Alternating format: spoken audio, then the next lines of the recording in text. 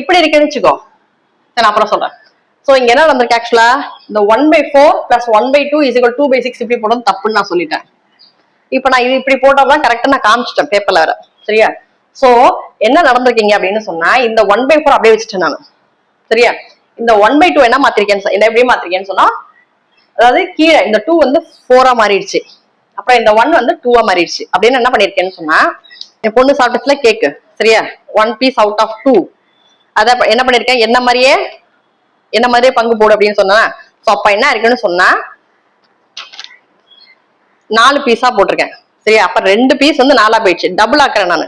சரி, 2 4 ஆயிடுச்சு. அப்ப அவங்க சாப்பிட்டதும், அதாவது டோட்டலா இருந்ததுல அது வந்து 2 4 ஆயிடுச்சு. அவங்க சாப்பிட்டது ஒரு பீஸ் தானே, அதுவும் டபுள் ஆயிட்டு. சரியா? சோ அப்ப 1 2 ஆயிடுச்சு. சோ அதனாலதான் 1/2 என்னவோ மாறிடுச்சு. இது அவங்க சாப்பிட்டது அதிகங்கிறதுனால என்ன மாதிரியே பார்த்தா விட்டு என்ன மாதிரியே பங்கு போடு அப்படின்னு சொன்னதுனால எப்படி மாறிட்டு சொன்னா, இத 2 மட்டுமே பண்ணிருக்கேன். அதாவது இன்னும் நிறைய பீசஸா கொண்டு வந்திருக்கேன். சரியா? அதே மாதிரி அளவு வரணுங்கிறத நிறைய பீசஸ் கொண்டு வந்திருக்கேன். அதை 2 மடங்கு அதிகமாக்கியிருக்கேன். எதை பண்ணிருக்கேன், இந்த கேக்க 2 மடங்கு அதிகமா வெட்டியிருக்கேன். இன்னொரு முறை வெட்டி இருக்கும்.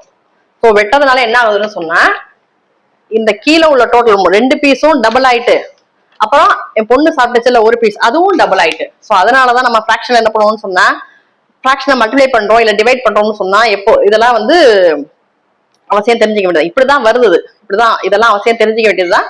சோ இப்படிதான் நம்ம வந்து ஃபிராக்ஷனை மல்டிப்ளை பண்றா இருந்தாலும் இல்ல டிவைட் பண்றா இருந்தாலும் மேலையும் மல்டிப்ளை பண்ணணும், கீழையும் மல்டிப்ளை பண்ணணும், மேலையும் டிவைட் பண்ணணும், கீழையும் டிவைட் பண்ணணும். சரியா?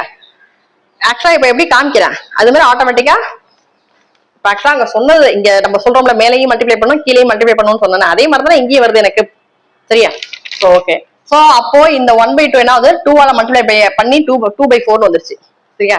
சோ இப்ப என்ன இருக்குன்னு சொன்னா சேம் டோட்டலா இருக்கு, ரெண்டுமே ஒரே அளவா இருக்கு. சரியா? சேம் டோட்டலா இருக்கு, ஒரே சைஸாவும் இருக்கு அந்த பீஸ்.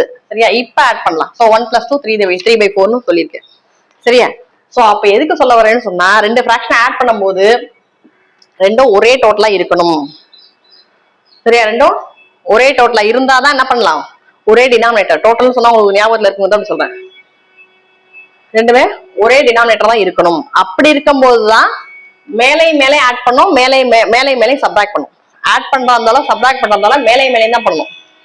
சோ ஃபிராக்ஷன்ல என்ன பண்ணணும்னு சொன்னா, சேம் டோட்டலா இருக்கும்போது தான், சேம் டினாமினேட்டரா இருக்கும்போது மட்டும்தான் என்ன பண்ணணும், நம்ம மேல ஆட் பண்ணவோ இல்ல சப்ராக்ட் பண்ணவோ பண்ணணும். அதுவும் மேல மட்டும்தான் ஆட் பண்ணவும் சப்ராக்ட் பண்ணணும், கீழேயும் அதே மாதிரி ஆட் பண்ணி சப்ராக்ட் பண்ணலாம் கூடாது.